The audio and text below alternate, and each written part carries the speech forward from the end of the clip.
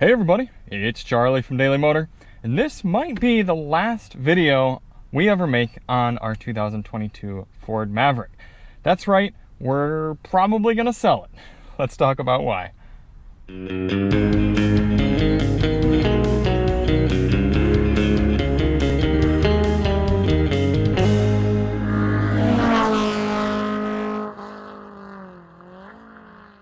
So for those of you who don't watch the channel too regularly, maybe you're just coming across here on this ownership update, we've owned this Ford Maverick for about a year and a half now and over 20,000 miles.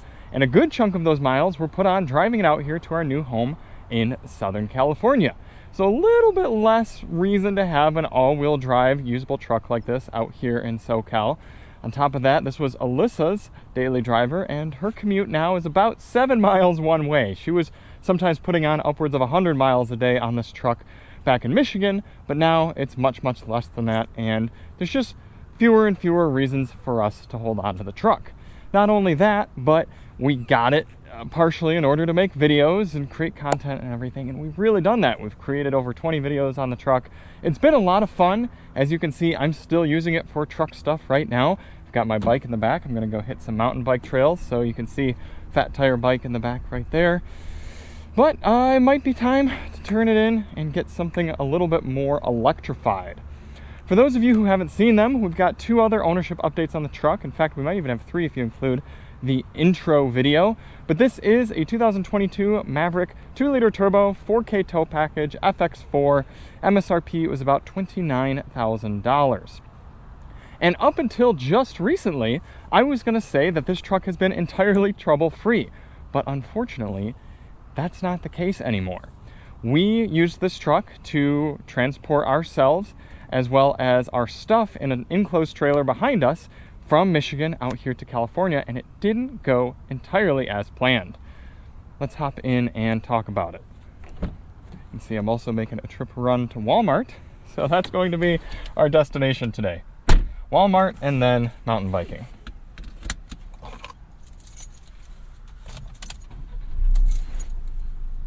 So what happened? Well, we had the Maverick loaded up with our enclosed trailer that weighed about 3,300 pounds or so.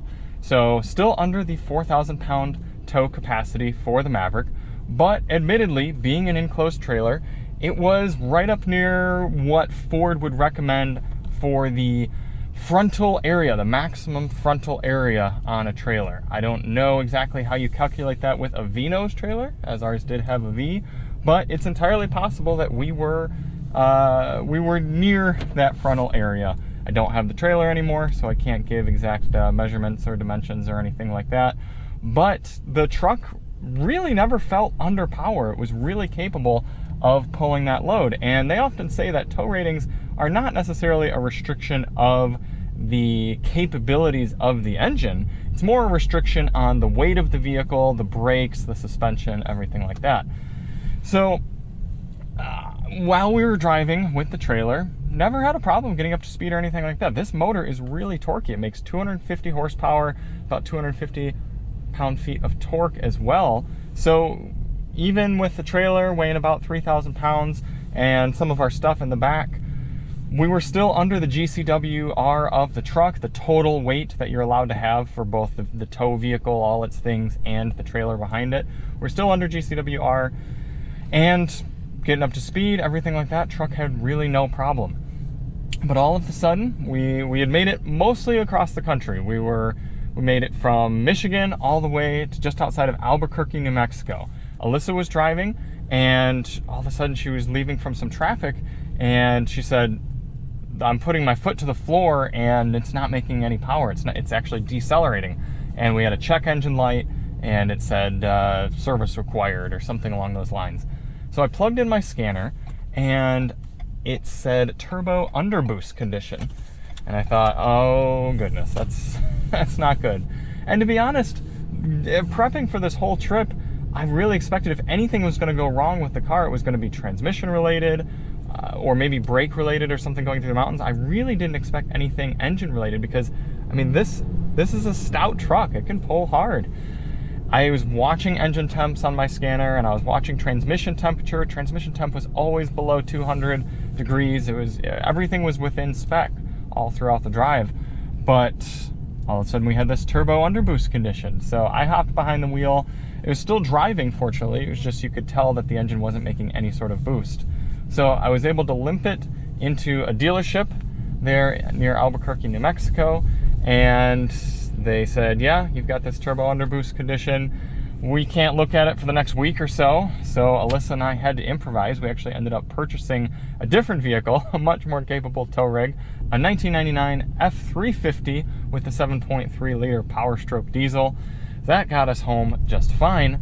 And about 2 weeks later, the dealership said, yep, we diagnosed it. You've got a bad wastegate. You've got some sort of wastegate issue on your turbo. So it's not the turbo itself, but the wastegate not allowing the turbo to create boost. And once we get the part in, we'll fix it up and it'll be all yours. So sure thing, they fixed it up properly. It's running fine now. You can hear it making boost. So that's what happened. That's what happened with the Maverick. So again, were we up near the top of our tow rating? Yes, absolutely. Am I surprised that something happened with the engine at only 20,000 miles? Yeah, I am, because we were not in the position where we were having to floor it or anything like that, or really be hard on the truck. And we were also not going that fast. We were topping out about 65 miles per hour because I'm fully aware of the effects of air resistance on a vehicle, and as you get going faster, how much extra strain that's putting on the tow rig. So I didn't want to push it that hard, and we really weren't pushing it that hard. And I quite frankly am disappointed that we ended up having an engine issue like that, because I really can't help but think if we were in a naturally aspirated vehicle or something built by, I don't know, maybe Toyota, that I'd be really surprised if we had some sort of powertrain issue like that. And it really is a shame, because before that, throughout the whole trip, Alissa and I were commenting on, wow, the truck's doing really well. It has trailer sway control, so it was really helping keep things together when there were windier parts of the drive. She had no problem pulling with it. I had no problem pulling with it. We were decently comfortable in here. We had both of our cats in the truck as well, and we had a little area made up for them in the back, and we were cruising along. And I was thinking, yeah, kudos to the Maverick. It really is that Renaissance do-it-all vehicle. And then it let us down. So that was unfortunate. Now that we have it back and we've been driving it around out here in Southern California, I am reminded about how great of a little rig it is. It's nice for zipping around these tight and fast roads. I mean, it makes so much power so effortlessly that getting up to speed on these higher speed limit roads, no problem. Going up hills, getting in and out of these big ruts and dips that are often in the road from parking lots and driveways and house complexes and things like that. You don't have an issue with ground clearance. And if we do end up holding on to it for a little bit, I'm excited to have it for going out into those mountains you see in the distance there and taking adventures and doing things like I am today, throwing my mountain bike in the back and driving along. With this FX4 package, we also got the all-weather floor mats, so those are good for keeping in mud and dirty feet. And the functionality of this interior continues to impress me. The way there's room for so many things, that really came out in the first 3/4 of our road trip, where we had food going with snacks, and we had both of our phones out and they were charging, and we had waters and drinks and things for the cats and navigational equipment. I mean, it was really nice being able to have a spot for everything. I really think Ford knocked it out of the park with the design of this truck and the usability and everything, from the way it drives too. In fact, I've got a Jeep Compass as a tester vehicle right now, and that just got updated to a 2-liter turbocharged engine with an 8-speed automatic transmission. And I was driving it, and I'm getting all these herky-jerky shifts, and the engine is taking off way too aggressively, and it's snatchy. And then I got into this to drive it around, and I was like, oh wow, this is really well calibrated.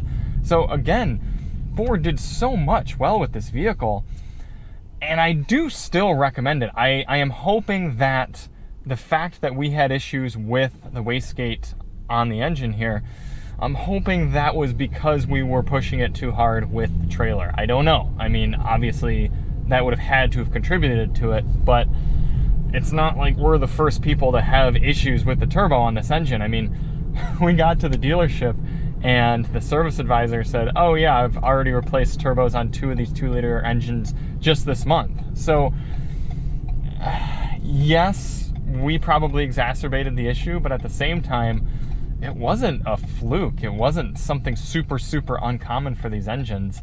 And as much as I do like how efficient it is and how powerful it is and smooth it is to drive around, I worry that people who are really utilizing the 4K tow package on their Mavs are going to have issues. There aren't really any other updates from our last update, though, aside from the move. Still usually utilizing the wireless CarPlay and wireless Android Auto adapter that I picked up, but I don't have it in the car at the moment because we're just still kind of putting all of our things back into it here. And what else? It's it's held up well, other than that one wastegate issue.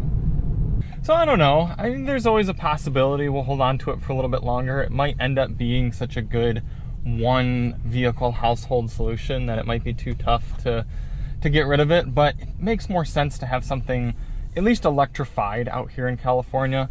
You're doing so much driving where you're coming to a stop and then you're taking off again, and being able to regen some there and save some energy would be good. And also, I mean, we're never going to be dealing with snow anymore unless we take some pretty dramatic road trips, so don't really think we need to utilize the all-wheel drive too much, but I don't know, we'll see. I think Alissa would like to get something that isn't exactly a pickup anymore either, for reasons like this, having things in the back seat.